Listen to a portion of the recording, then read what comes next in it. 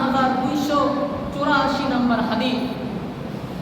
নবী করিম সাল্লাল্লাহু আলাইহি ওয়াসাল্লামের হাদিস عن أم سلمة رضي الله تعالى عنها قالت قال رسول الله صلى الله عليه وسلم المهدي من عترتي من ولد فاطمة।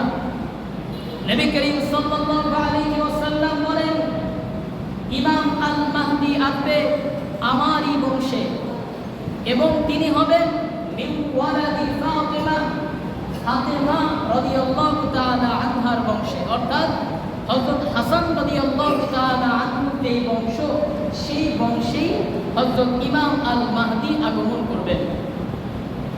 প্রিয় ভাইরা, তার চেহারা কেমন হবে, তার আকার আকৃতিটা কেমন হবে, এই ব্যাপারে আবু দাউদ শরীফের 2485 নম্বর হাদিসের মধ্যে নবী করিম সাল্লাল্লাহু আলাইহি ওয়াসাল্লাম বলেন, ইসমুহু ইসমি, তার নাম হবে আমার নামে, ওয়াসমু আবিহি ইসমু আবি, তার বাবার নাম হবে আমার বাবার নামে, অর্থাৎ তার নাম হবে মুহাম্মদ, আর তার বাবার নাম হবে আব্দুল্লাহ, অর্থাৎ মুহাম্মদ ইবনে আব্দুল্লাহ। নবী করিম সাল্লাল্লাহু আলাইহি ওয়াসাল্লামের হাদিস আন আবি সাঈদ খুদরি রাদিয়াল্লাহু তাআলা আনহু قال قال رسول الله صلى الله عليه وسلم المهدي مني الأجل الجبل وجبل الأنف وأقنى الأنف। নবী করিম সাল্লাল্লাহু আলাইহি ওয়াসাল্লাম বলেন, তার চেহারার অবকাঠামো হবে, তার কপাল হবে প্রশস্ত এবং সামনের দিকের চুল থাকবে কম, সামনের দিকের চুল থাকবে কম, সামনের দিকের চুল কম থাকলেই তো কপালটা প্রশস্ত হয়ে যায়, ঠিক না? কপালটা একটু সরু থাকবে। 2 নাম্বার ওয়াকনাল আনফি, নাকটা থাকবে খাড়া, নাকটা থাকবে সরু, সামনের দিকে আগানো, মানে বোচা নাক হবে না। এবং তার চেহারা নবী করিম সাল্লাল্লাহু আলাইহি ওয়াসাল্লামের সাথে কিছুটা মিল থাকবে আমাদের নবীর সাথে, যেহেতু আমাদের নবীর নামের নাম, আমাদের নবীর আব্বার নামে তার আব্বার নাম, এবং আমাদের নবীর বংশেই তিনি আসবেন, এজন্য নবী করিম সাল্লাল্লাহু আলাইহি ওয়াসাল্লামের পিঠে ফোঁটা তার চেহারা একটা আকর্ষণীয় ভাব ইমাম আল মাহদির মধ্যে থাকবে। প্রিয় ভাইরা, তিনি কোথা থেকে আসবেন, কোন দিক থেকে তিনি আগমন করবেন, এ সম্পর্কে সুনানে ইবনে মাজাহ শরীফের 4084 নম্বর হাদিসের মধ্যে এটা এসেছে। এবং সেই সময়ের অবস্থা কেমন হবে, যে তিনি কোন সময় আসবেন। আন সাওবান রাদিয়াল্লাহু তাআলা আনহু, হযরত সাওবান রাদিয়াল্লাহু তাআলা আনহু বলেন, ইয়াকতাদিরু ইনদা কানজিকুম সালাসা, ওই সময়ে 3 জন ব্যক্তি কাবা শরীফের গুপ্ত ধন নিয়ে যুদ্ধ বাঁধাবে। কাবা শরীফের নিচে অনেক গুপ্ত ধন আছে। কাবা শরীফের নিচে কি আছে? গুপ্তধন। গুপ্তধন কাকে বলে? বলে সোনা, রূপা, এরপরে আরো ধাতু আর কি, যেগুলো অনেক দামি দামি ধাতু, অনেক আগে সেইগুলা কোনো জায়গায় পুঞ্জীভূত আছে, তো ওইগুলাকে বলা হয় কানজিকুম, অর্থ গনিমত। অথবা আল্লাহ তাআলা, আল্লাহ রাসূল বলেন, কুল্লুকুম ইবনু খলিফা, তারা 3 জনই হবে ওই সময়ের বাদশাদের পুত্র, অর্থাৎ প্রিন্স। আরবদের সাধারণত তাদের রাষ্ট্র ব্যবস্থা হচ্ছে রাজতন্ত্র, বাবার ছেলে বাদশা হয়, আর বাদশার ছেলেকে বলা হয় প্রিন্স, অর্থাৎ রাজপুত্র। তো সন্তান তো দেখা যায় যে কারোর অনেক বেশি হয়। যদি একজন বাদশা তার সন্তান একজন থাকে, তো এই ব্যাপারে হয়তো কোনো ভেজাল বাঁধল না, সন্তান বাবা উত্তরাধিকারী সূত্রে বাদশা হয়ে গেল, কিন্তু সন্তান হয়েছে অনেকটি। এখন এই বাদশা কে হবে, সেই সময় তো বাদশার একটা ভূমিকা পালন করা লাগে সেই জায়গাতে। এখন সবাই তো বাদশা হওয়ার জন্য, ক্ষমতা লাভের জন্য তো সবাই চায়। ওই সময়ে 3 জন সন্তান রাজপুত্র, অর্থাৎ রাজা বাদশা 3 ছেলে, তখন তারা নিজেদের মধ্যে গন্ডগোল পাকাবে, নিজেদের মধ্যে যুদ্ধ বাঁধিয়ে দিবে এই ক্ষমতার জন্য। এবং এই সম্পদ আত্মসাৎ করার জন্য তারা নিজেদের মধ্যে যুদ্ধ বাঁধিয়ে দিবে।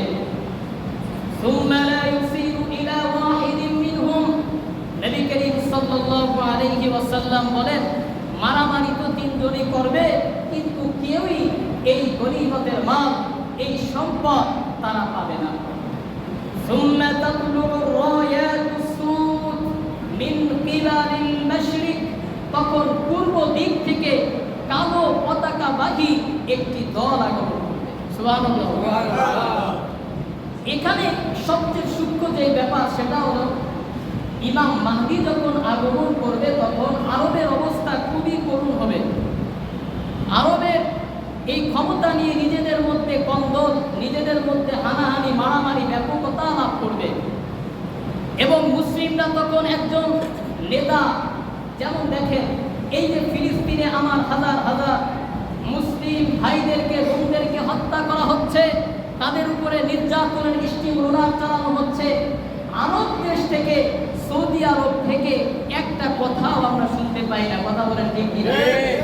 কিন্তু তারা যদি এখান থেকে একটি হুঙ্কার দিত, সালমান যদি একটি হুঙ্কার দিত, মুহাম্মদ বিন সালমান যদি একটি হুঙ্কার দিত, আর যদি তারা বলতো আজ থেকে আমরা পশ্চিমা বিশ্বকে আর জ্বালানি রপ্তানি করব না, সাথে সাথে এই প্রেক্ষাপট পাল্টে যেত। কথা বলুন ঠিক কিনা? কিন্তু তারা তো কথা বলে না, কারণ আমরা তো বলি যে আমরা তো অনুসারী, কিন্তু তারা তো তাদেরকে আব্বা বানাই ফেলছে। তারা যা বলে সেই আঙ্গিকেই তাদের চলতে হয়। আজকে দুঃখের সাথে বলতে হয়, যেই জায়গাতে, যেই পবিত্র ভূমিতে আমার রাসূল শুয়ে আছেন, যেই পবিত্র ভূমিতে হযরতে আবু বকর শুয়ে আছে, হযরতে ওমর শুয়ে আছে, সেই পবিত্র ভূমি মদিনাতুল মুনাওয়ারার মতো জায়গায় পরতে পরতে, জায়গায় জায়গায়, মোড়ে মোড়ে আজকে সিনেমা হল প্রতিস্থাপন করা হচ্ছে। কথা বলুন ঠিক কিনা? আজকে বাংলাদেশের মতো দেশ, আমরা তো এত ভালো দেশ হিসেবে নিজেদেরকে দাবি করি না, এরপরেও 10 বছর আগে যত সিনেমা হল ছিল, এখন কি সিনেমা হল কমছে না বাড়ছে? কমছে। কথা বলেন না কেন? কমছে না বাড়ছে? কমছে। এমনকি আগে বলে সিরিয়াল লাগতো, শুনছি আগে যে সিনেমা হলে ঈদের পরের দিন সিনেমা দেখার জন্য হলের বাইরে সিরিয়াল লাগতো, টিকিট পাওয়া যাইত না, জায়গা পাওয়া যাইত না। কিন্তু এই ঈদে একটু খবর নিয়ে দেখবেন যে মানুষ কেউই যায় না ওইদিকে। আমি শুনছি কিছুদিন আগে নাকি একটা সিনেমা রিলিজ হয়েছে, তো সবাইকে দেখা বাধ্যতামূলক করছে, এরপরেও কেউ দেখে না, পরে টাকা দিয়ে দিয়ে নাকি দেখাইছে।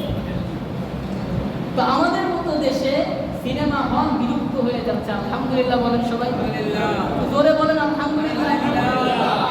আমার পবিত্র ভূমি মদিনাতুল মুনাওয়ারা, সেই জায়গাতে এই 2014 সালে এসে তারা আজকে এই সিনেমা হল মোড়ে মোড়ে প্রতিস্থাপন করতেছে। এর চাইতে দুঃখের কথা, এর চাইতে লাঞ্ছনার কথা আর দুনিয়াতে কিছুই হতে পারে না। প্রিয় ভাইরা, তাহলে বোঝা যায় যে বেশি দেরি আর নাই যে এদের মাঝে এই বিষয়গুলো নিয়ে বিশাল এক যুদ্ধ সংগঠিত হবে। নবী করিম সাল্লাল্লাহু আলাইহি ওয়াসাল্লাম বলেন, সায়াকুতুলুনা কাতলান লাম ইয়াকুতুলহু কওমুন, এরা এসে এই যে কালো পতাকাবাহী, কালো ঝান্ডাবাহী যে একটি দল পূর্ব দিক থেকে আসবে।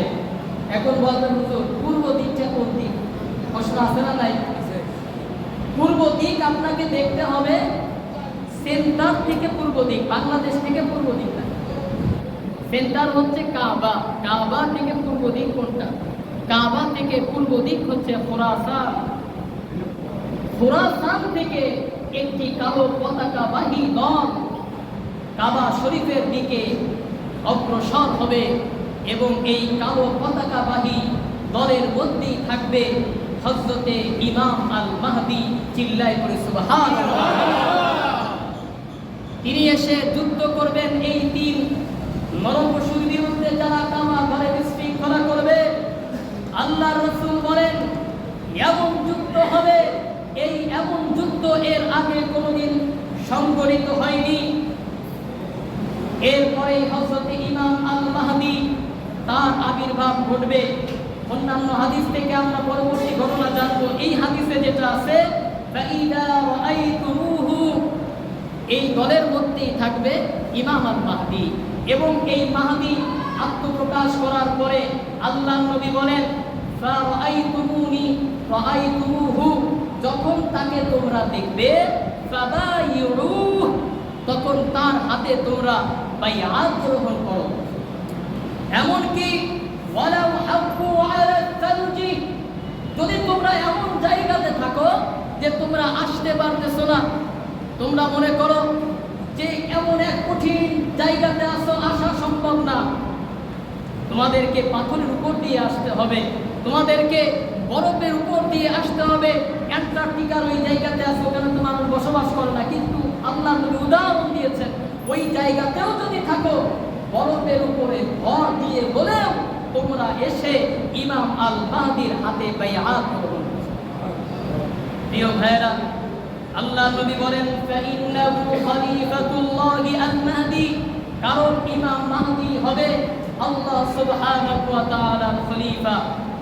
তার মানে আমরা 3 নাম্বার প্রশ্নের উত্তর জানলাম যে ইমাম মাহদি কোথা থেকে আসবে এবং কোন পরিস্থিতিতে তিনি আসবেন।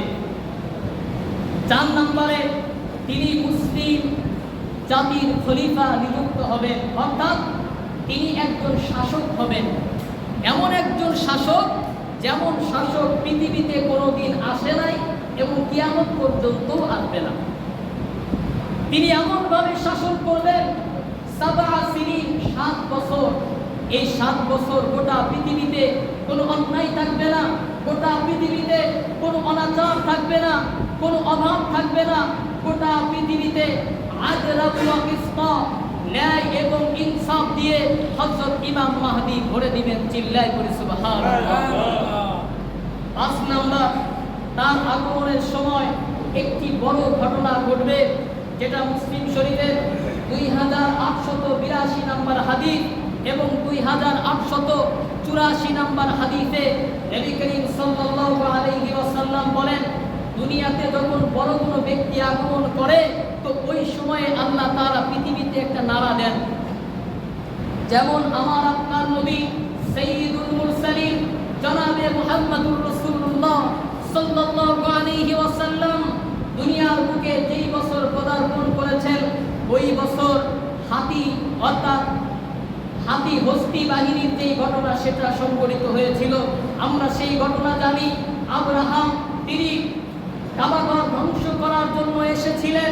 কাবাঘর ধ্বংস করার জন্য আসার সময় আল্লাহ তাআলা এই হাতি বাহিনীকে আসমানি ছোট ছোট পাখিদের মাধ্যমে দুনিয়া থেকে তাদেরকে বিতাড়িত করেছিলেন। যেই বছর, সেই বছর আল্লাহ তাআলা আমাদের নবী জনাবে মুহাম্মদুর রাসূলুল্লাহ সাল্লাল্লাহু আলাইহি ওয়াসাল্লামকে দুনিয়ার বুকে পাঠালেন।